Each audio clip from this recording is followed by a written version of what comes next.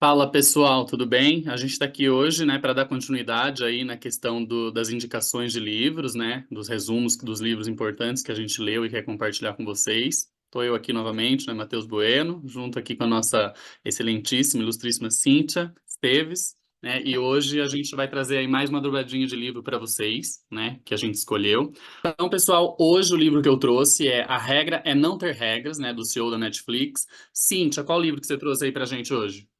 Eu vou num contraponto hoje, que são os hábitos atômicos. Se um lado a gente fala que não precisa ter regras, do outro lado eu vou estar fazendo aí o contraponto que a gente precisa de ter hábitos. Legal. Bom, então aqui, né, com relação a esse livro aqui, que eu achei bem interessante também, né, eu trouxe ali alguns uns pontos que, para mim, fazem ali toda a diferença, né? O primeiro deles que eles abordam aqui é sobre a densidade de talentos, né, que é uma das bases da cultura ali da Netflix. Que ele traz um ponto ali que, para mim, eu gosto muito dessa linha de raciocínio e concordo, que ele fala o seguinte: talentos são insubstituíveis. Eu concordo. Profissionais são substituíveis, você pode substituir profissional a qualquer tempo, mas um profissional talentoso é muito difícil de ser substituído, né? E eles acreditam que quanto mais talentos eles tenham dentro da organização, né, isso faz com que a empresa deles seja diferente, né, que tenha um diferencial da concorrência, porque quanto mais talento eles têm, essa densidade de talentos que ele utiliza esse termo, faz a empresa ser muito mais criativa, inovadora, né? E eles focam muito nisso. Então eles trazem ali, né? O CEO da Netflix ele traz que ele aposta muito nessa questão da densidade de talentos. Inclusive eles praticam, né? Salários ali 30% maiores do que a concorrência, a fim de reter esses talentos para eles. Então eles entendem a importância que um talento, né? Faz dentro da companhia. Essa questão da densidade de talentos, Matheus, ela é muito importante e, embora eu tenha falado que eu ia trazer o contraponto do hábitos atômicos, a questão dos hábitos é algo muito enraizado em pessoas talentosas, porque precisa ter a consistência para você desenvolver o seu talento, porque tem coisas que a gente nasce já meio que sabendo e que é ali a sua aptidão, mas quanto mais aptidão você tem, mais você tem que treinar aquela habilidade. E para a gente ter essa consistência, a gente tem que fazer desse treino um hábito. Então, o primeiro ponto que eu trago de hábitos atômicos, que foi o que me chacoalhou, porque sempre tem aquela história de, não, você precisa fazer 30 dias consecutivos uma nova atividade até que ela se torne um hábito. Tem lugar que fala que é 30, tem lugar que fala que é 35, tem lugar que fala que é 43. Eu nunca entendi essas diferenças. Mas eu sempre que eu começava a tentar criar um hábito, eu falava assim, gente, eu tenho que passar pela tortura de fazer aquela atividade ali por 30 dias. Então, você já começa a atividade falando assim, nossa, fiz hoje, só falta 29. Nossa, só falta 28. E aquilo é maçante. Por mais que a gente saiba que quando você começa a estudar algo novo, quando você começa a fazer algo diferente, você precisa ali fazer repetidamente até que você ganhe essa habilidade para conseguir fazer de uma forma prazerosa, mas essa história do 30 dias consecutivos, para mim, ela sempre teve um peso muito grande. E é difícil você, depois de 30 dias, você fala assim, nossa, acabou os 30, a tendência de você deixar de fazer aquele hábito que você estava ali se esforçando para fazer, ela é muito grande. E a provocação principal, que é a primeira provocação desse livro, que é o quê? Esquece essa história de 30 dias de hábito. Você precisa se projetar em o profissional ou a pessoa que você vai se tornar. Quando você tiver já aquele hábito enraizado, e aí sim você começa a ter. Por quê? Porque você começa a sentir o prazer de quem você vai se tornar. Então, assim, eu preciso adquirir o hábito de me exercitar.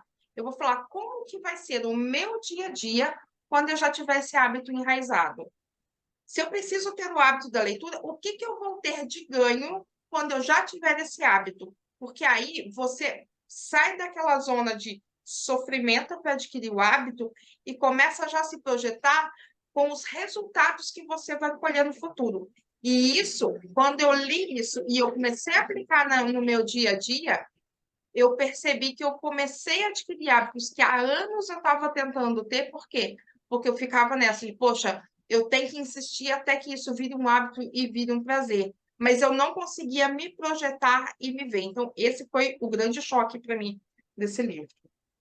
Bom, eu acho que faz todo sentido esse ponto que você traz do hábito, né? Principalmente para a questão de talento, porque o talento, por mais que você nasça, você tem que cultivá-lo, você tem que aperfeiçoá-lo e tudo demanda hábito, né? Então acho que é super realmente relativo.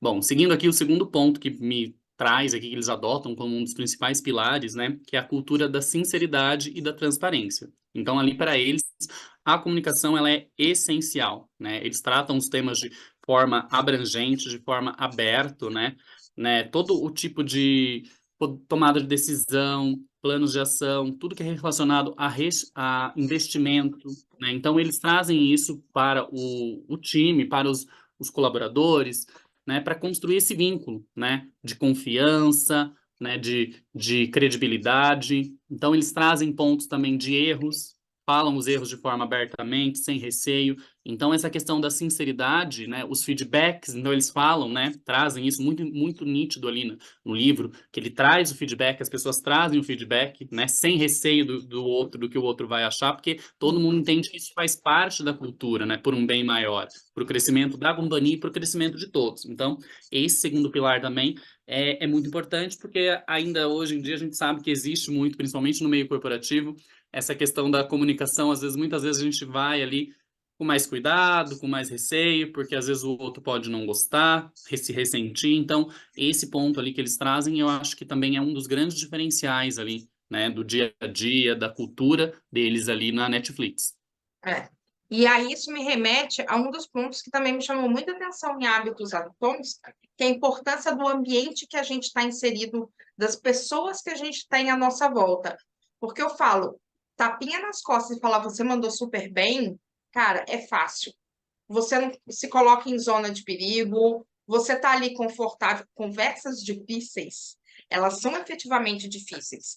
Mas eu falo, todas as pessoas com quem eu tive conversas difíceis, seja eu como portadora da notícia ruim, ou eu como receptora dessa notícia ruim, quando as pessoas têm a maturidade de entender que a pessoa que está trazendo isso para você, às vezes a pessoa está expondo da melhor forma possível para ela, mas devido à sua trajetória, devido a traumas que a gente traz da nossa jornada, às vezes a gente dá um peso. Então, é tirar isso da gente e entender o que é o conteúdo daquele retorno. Porque, assim, em todos os cenários que eu passei por isso, a minha relação, seja eu dando feedback para a pessoa me retornando esse feedback, passado que assim, primeiro a gente leva um choque, a gente num primeiro momento eu falo com todos os meus mentorados e com todos os meus liderados, vai ter momentos que você vai ficar bravo comigo, vai ter momentos que você vai querer falar assim, Cíntia, não quero reunião hoje, vamos falar amanhã, porque eu estou no momento que eu ainda estou aborrecido com você. Mas passado esse período, e se você entender que as pessoas estão te dando aquele feedback difícil, porque elas querem o teu melhor, e você entender o que você precisa, você vai dar o próximo passo da sua carreira. E aí é o que o Hábitos Atômicos tem, a importância do ambiente à sua volta. Ele traz que 90% dos usuários de heroína sofrem recaídas depois que eles saem de uma clínica de reabilitação. Por quê? Porque ele está num ambiente que está totalmente controlado, que as pessoas estão ali, está todo mundo trabalhando. E você, quando sai daquele ambiente e volta para o seu dia a dia, você vai encontrar com pessoas que vivenciavam o seu vício com você. Às vezes, por exemplo, quando você vai fazer dieta. Ah, eu estou em dieta. Eu falo que a pior coisa que uma pessoa pode fazer na vida é declarar que ela está em dieta. Porque todo mundo começa a fazer o advogado do diabo, mas é só uma copinha de cerveja, é só uma fatia de bolo. Então eu falo, não fala que está de dieta. Se alguém falar assim, mas você não vai comer bolo hoje? Não, estou com uma queimação no estômago, eu não vou comer hoje, não. Você está de dieta. Mas se você verbalizar, tem coisas que a gente não pode escancarar, porque o ambiente à nossa volta, ele pode colocar a gente num lugar muito melhor, mas ele também pode puxar. Então, assim, a questão dos hábitos, se você quer ter uma vida mais saudável, você precisa se cercar de pessoas que têm essa mesma mentalidade de ter uma vida mais saudável. Se você quer tracionar a sua carreira, você precisa se associar a pessoas que estão no momento de carreira superior a você. Você precisa também ter as pessoas que estão ainda num caminho atrás para que você seja o tracionador. Porque eu falo que quando a gente ensina, a gente está aprendendo muito mais do que quando a gente está tentando aprender. Mas você precisa se cercar de pessoas e de ter esses feedbacks. Total, eu concordo. Isso aí, o ponto do ambiente, ele influencia totalmente, seja positivamente ou seja negativamente. Então, a cultura da Netflix, o ambiente ali é focado nisso, né? O ambiente transpira isso. Então, isso facilita muito que essa comunicação flua de forma sincera e transparente, né? Bom, e aqui o terceiro ponto que eu trago aqui, que eu achei muito também até ousado, né, por assim dizer, que é a remoção de controles, né? Então, eles entendem ali que um dos pilares é essa questão de remover os controles. Eles até dizem que se for necessário prevenir erros, haverá mais controle e menos inovação. Né? Então, eles entendem que assim, a liberdade ela é um ponto importante, né? Porque ela gera criatividade, ela gera novas maneiras de atingir o objetivo. Isso não quer dizer que seja, né? Porque às vezes você fala, não tem controle. Muitas das pessoas podem, mas é uma bagunça, por assim dizer. Não. Existe, né, essa cultura de que não tem esse controle, assim, que tem que ficar, né, seguindo à risca ali uma receita, um passo a passo, um checklist, né? E isso muitas vezes fica maçante, fica oneroso. E como eles dizem, isso acaba, né, oprimindo a inovação, né, a criatividade das pessoas. Então eu entendo que esse ponto aí realmente que faz toda a diferença para eles se tornarem essa potência do streaming aí conhecido mundialmente, né? Que realmente essa questão da inovação e criatividade, eles têm isso muito, né, latente ali no dia a dia. E isso me traz também o terceiro insight desse livro, que é o que ele chama de hábitos sobrepostos. Porque também é normal. E aí você trouxe a questão do controle. A pessoa, quando quer criar um hábito, ele coloca na geladeira ou na porta do quarto, em algum lugar, e fica todo dia. Fui na academia, fiz isso, fiz aquilo. E você fica ali, de novo, torna maçante. E aí o que ele traz? Ele traz o hábito sobrepostos. E uma coisa que o autor traz no livro é o quê? Ele precisava se exercitar mais. Mas ele se comprometeu. Por quê? Porque ele tinha um hábito de assistir série na Netflix. E aí os livros efetivamente se juntam, né? Ele tinha um hábito de assistir série na Netflix.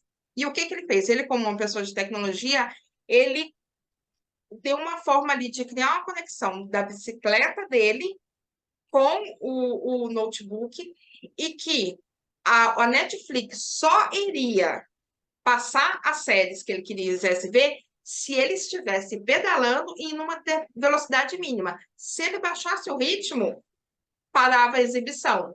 Então, é o que a gente chama de hábito sobreposto. Ele não controlou, eu preciso pedalar 10 minutos, 20 minutos, meia hora, todos os dias. Não, eu não gosto de ver a série. Para mim é algo prazeroso que eu faço e se deixar, o tempo vai embora e eu não percebo. Então, o que ele fez? Eu preciso criar esse novo hábito. O que eu vou fazer? Eu vou sobrepor um hábito no outro. Eu só posso ver a Netflix se eu estiver pedalando numa velocidade mínima. E aí, ele quebra toda essa parte de controle, que é exatamente o que a regra não tem regras faz.